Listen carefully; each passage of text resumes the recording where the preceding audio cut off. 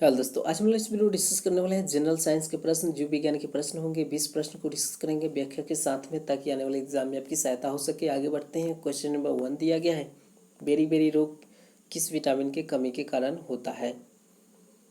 तो इसका सही उत्तर होगा ऑप्शन नंबर बी, यानी विटामिन B1 के कमी के कारण होता है। विटामिन की खोज फंक ने किया था, याद रखेंगे।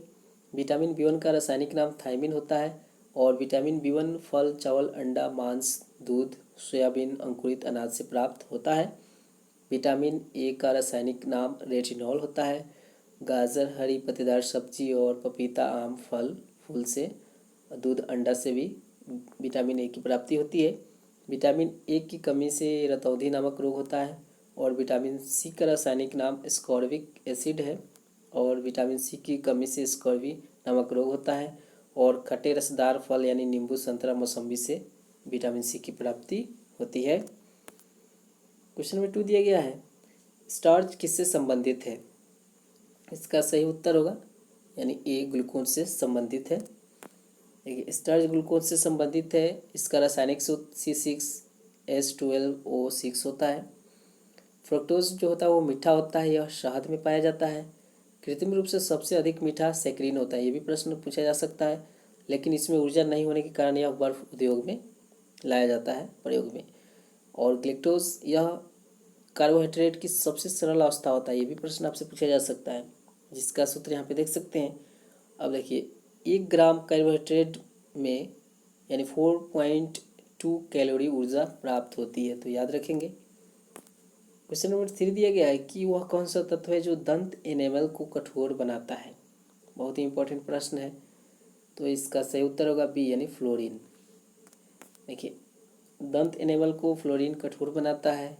और फ्लोरीन के कमी के कारण मानव शरीर में यानी फ्लोरोसिस नामक रोग होता है। मनुष्य के दांत में कैल्शियम की ये मात्रा बहुत अधिक होती है, दांत और हड्डी दोनों में, याद रखेंगे। आयोडीन जो होता है वो लिमनेरिया यानी नामक शैवाल से प्राप्त होता है। और आयोडीन की कमी से घेंघा नामक रोग भी होता है। सोडियम पेशियों को संकुचित में सहायक होता है, संकुचन में सहायक होता है। और तंत्रिका तंतु में भी तंत्रिका आवेग का संचयन करता है सोडियम। और यह रक्तदाब को भी नियंत्रित करता है, याद रखेंगे। क्वेश्चन नंबर 4 दिया गया है कि जनन क्षमता में कमी होती है यानी किस विटामिन के कमी के कारण?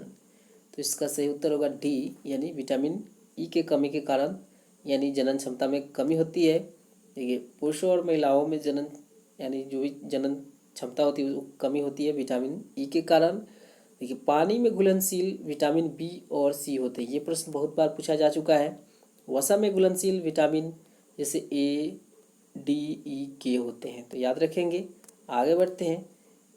क्वेश्चन नंबर 5 दिया कि डीएनए होते हैं यानी डीएनए में होते हैं, क्या होते हैं? तो न्यूक्लियोटाइड होते हैं। ऑप्शन नंबर डी इसका सही उत्तर हो जाएगा। और देखिए, डीएनए में न्यूक्लियोटाइड के बने होते हैं या होते हैं। डीएनए 2 यानी पॉलीन्यूक्लियोटाइड के बने होते हैं। प्रत्येक पॉलीन्यूक्लियोटाइड में कई न्यूक्लियोटाइड होते हैं।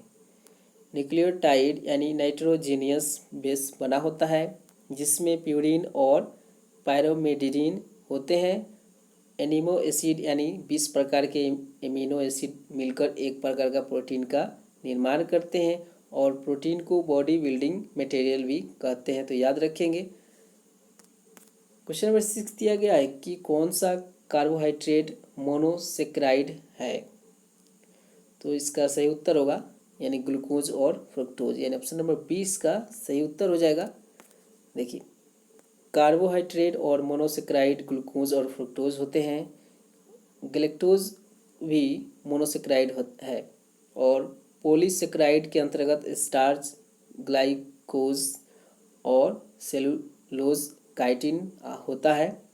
और कार्बोहाइड्रेट यानी डाइसेक्राइड के अंतर्गत माल्टोज, सुक्रोज और लेक्टोज आता है। कभी कभी ये भी प्रश्न पूछा जाता है एग्जाम में, तो याद रखेंगे।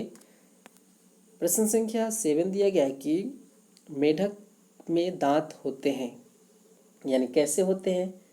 तो इसका सही उत्तर होगा ये, यानी होमोडोंट होते हैं मेढक में दांत। चलिए, मेढक के जो दांत होते हैं होमोडोंट होते हैं, याद रखेंगे। मेढक के दांत एक ही प्रकार के होते हैं, एक प्रकार के होते हैं, भिन्न नहीं होते हैं, विभिन्न प्रकार के।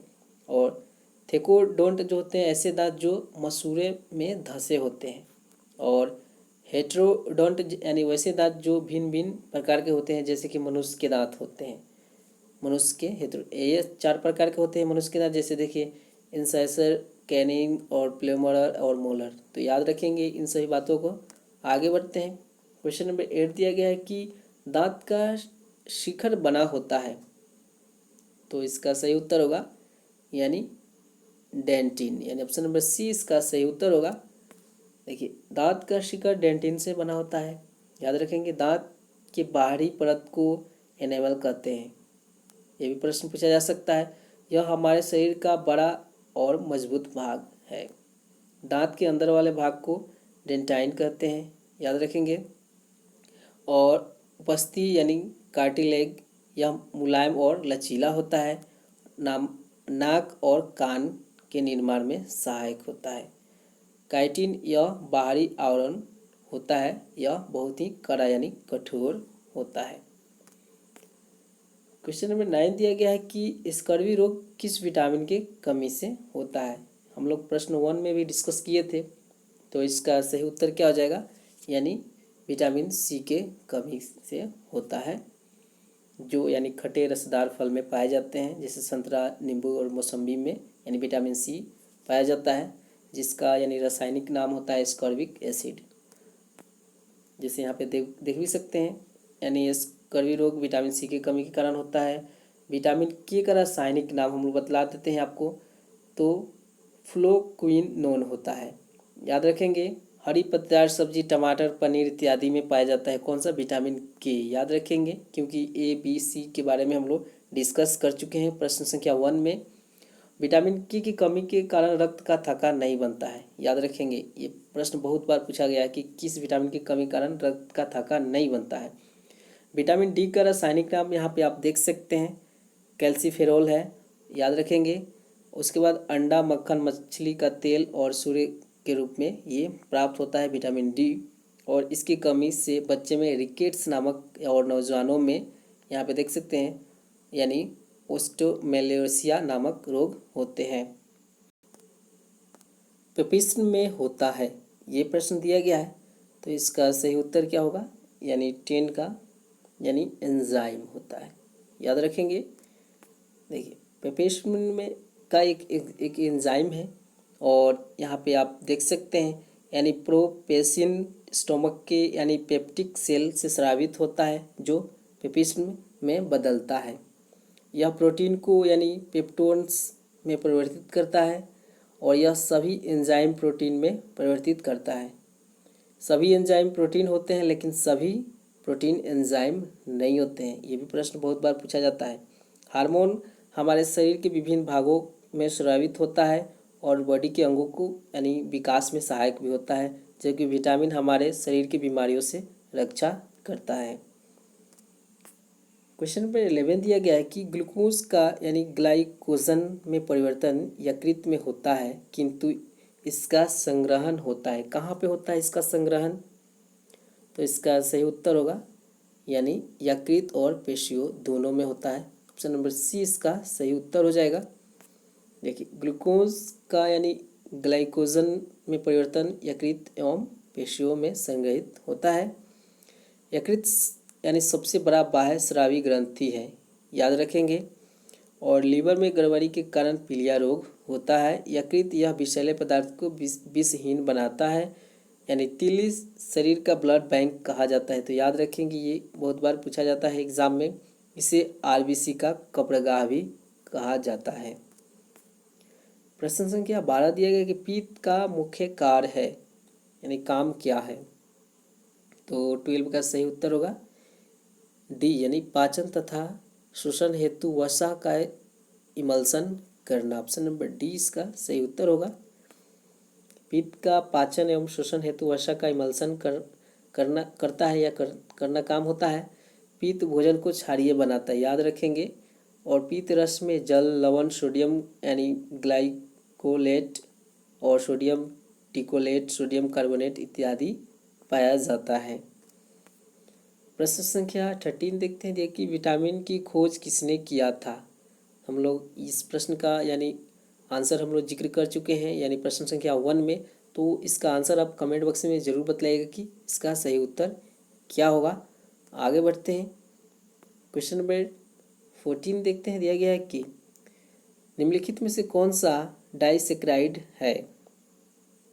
तो इसका सही उत्तर क्या होगा, यानी डी, यानी माल्टोज इसका सही उत्तर होगा, क्योंकि इसके बारे में भी हम लोग डाइसेक्राइड के बारे में डिस्कस कर चुके हैं इसी वीडियो में। प्रश्न संख्या 15 देखते हैं। दिया गया कि निम्नलिखित में से कौन सा दुग्ध प्रोटीन यानी मिल्क प्रोटीन है। इसका सही उत्तर यानी 15 का सही उत्तर होगा, यानी सी, कैसीन है। देखिए, कैसीन को दुग्ध प्रोटीन कहा जाता है, याद रखेंगे। दूध का रंग उजला कैसीन प्रोटीन और पीला यानी केराटिन प्रोटीन के कारण होता है। कभी कभी रंग भी पूछा जा सकता है कि किसके कारण उजला या पीला होता है, तो याद रखेंगे लैक्टोजेन, यानी यह छोटी आंत से स्रावित होता है। यह लैक्टोज को ग्लूकोज और ग्लूकोज में परिवर्तित करता है। रेनिन दूध में पाए जाने वाले कैसीन प्रोटीन को कैल्शियम पैराकैसिनेट में बदलता है, याद रखेंगे रेनिन का कार्य। और एडल्ट यानी मनुष्य के रेनिन एंजाइम की कमी होती है, जिसके कारण दूध पचने में कठिनाई होती है, यानी मनुष्य में, यानी जो नौजवान होते हैं उनमें। प्रश्न संख्या 16 देखते हैं कि आहार नाल के किस भाग में प्रोटीन्स का अमीनो अम्लों में निम्नीकरण यानी डिग्रेडेशन होता है। इसका सही उत्तर क्या होगा, ए, यानी छोटी आंत में होता है।